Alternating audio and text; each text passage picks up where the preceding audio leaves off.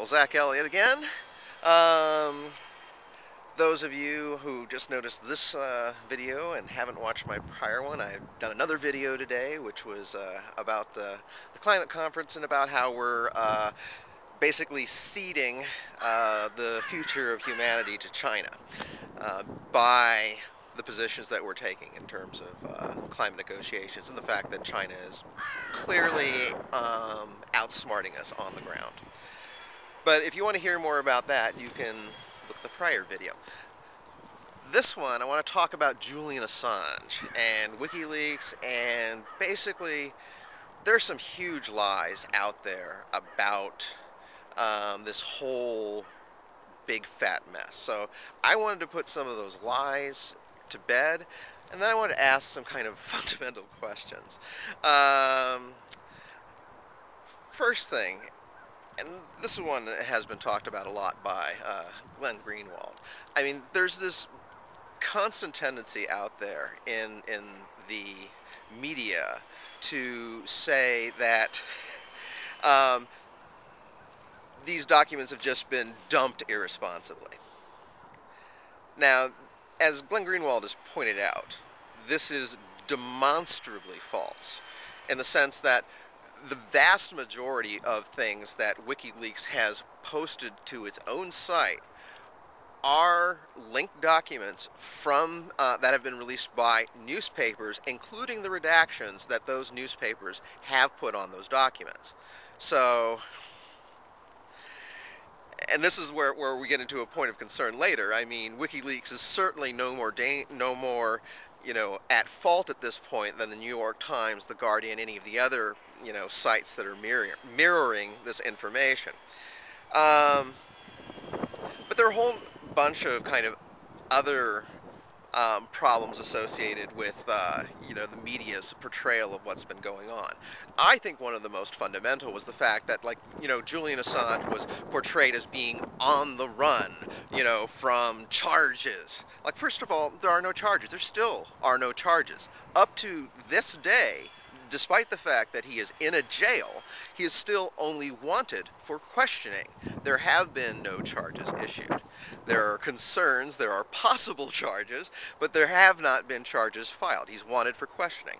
Second of all, there was no being on the run. He was in England. He was not hiding from the authorities. He was merely hiding from potential, probably U.S. CIA assassins who were after him, since, many public figures have been calling for his assassination, and I think it's, at least reasonable for Julian Assange to take, sensible precautions to perhaps not broadcast his whereabouts to every single motherfucker on the planet.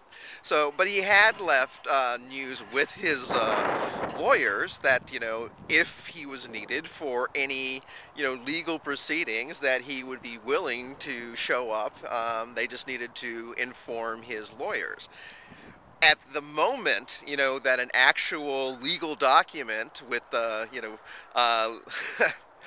legally required him to show up was produced in England, he showed up. So, at no time was he on the run. At no time was he evading authorities. But nevertheless, this was reported very, very pervasively in the U.S. media. And I'm sure that the vast majority of people, this is their perception of what happened. So you have both of these things, both of which honestly are extremely damaging and allows the United States to get away with the ridiculous kinds of moves that it's taking now. It's like to invoke the Espionage Act and to, talk about trafficking of stolen materials. I mean, I hope everybody realizes, how dangerous the precedents we're setting here are. Because, what's at stake here is your ability to ever find out again about government wrongdoing. I mean, it couldn't be any more stark. That's exactly what's going on here. I mean, the right of Julian Assange and Wikileaks to put out this information when they're clearly doing it in a responsible manner, That has to be fundamental. And honestly, people like Joe Lieberman, seriously, fuck you, Joe Lieberman. Fuck you and the horse you rode into. I don't know what fucking country you think you belong to, but in my version of the United States of America, we do not call for the investigation of organizations like WikiLeaks. Your public calls, for... see, I'm getting so mad that I can't even talk.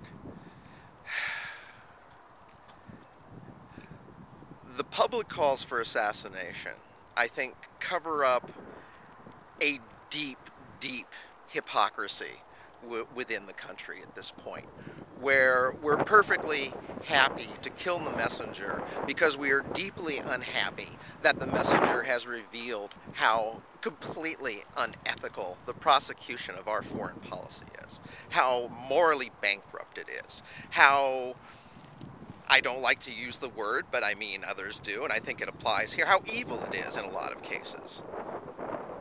I mean, think about the raging hypocrisy, for example, and this is something that is not really being talked about in the media at all, but the raging hypocrisy of us going around and sanctimoniously lecturing people about how they have to have, open and free judiciaries that are, free from intervention and tampering, while we go in and deliberately and aggressively influence, even the judiciaries of our so-called allies, Spain and Germany. Well, I mean, I only mean so-called. I think they're perfectly good in the way that they treat us, but the way we treat them, we're not very good friends to them, I would say, not very good allies. I mean, considering that we put pressure on them to stop legitimate investigations into the violations of their laws by us. I mean, what fucking right do we have to do that? And especially, what fucking right do we have to go around the world and sanctimoniously lecture people about having, open and corruption-free, tamper-proof judiciaries?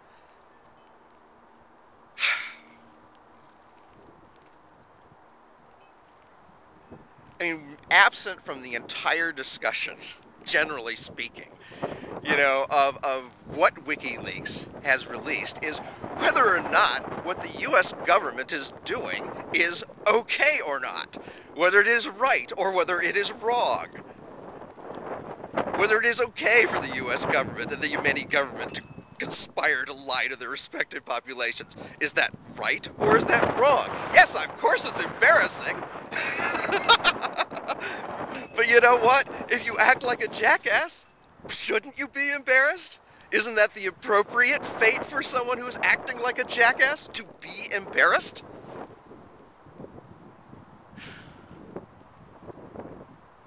So anyway,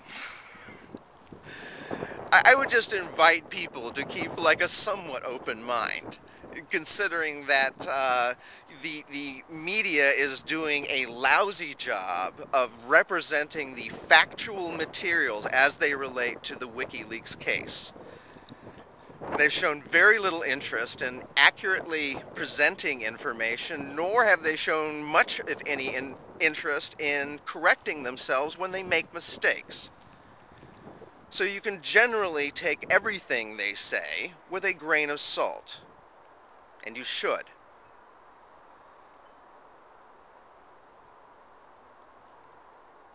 And there's one last question I'd like to ask anybody who feels that what WikiLeaks has done is inappropriate. And it's a question I've actually been asking people. I found it very effective. Let's assume for a moment that you have a piece of information which is vital for the American people to know. It's very embarrassing to the government, but nevertheless, it reveals substantial wrongdoing. It's important and relevant. Where can you take that piece of information where you can be sure that it will get out.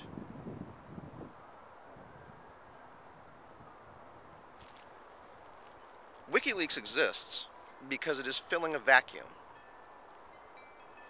A vacuum that used to be filled by our now toothless and impotent media.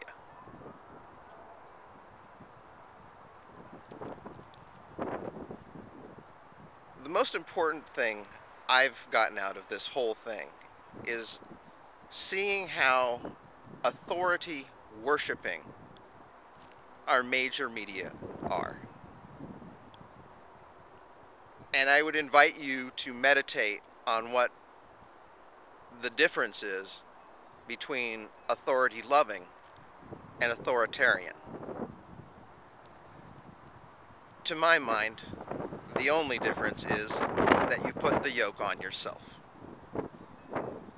and you save the autocrat the trouble. This has been Zach Elliott, and you can feel free to argue, I guess, for a while. Who knows? Who knows when one of us will say something unpopular and, everyone will call for our death.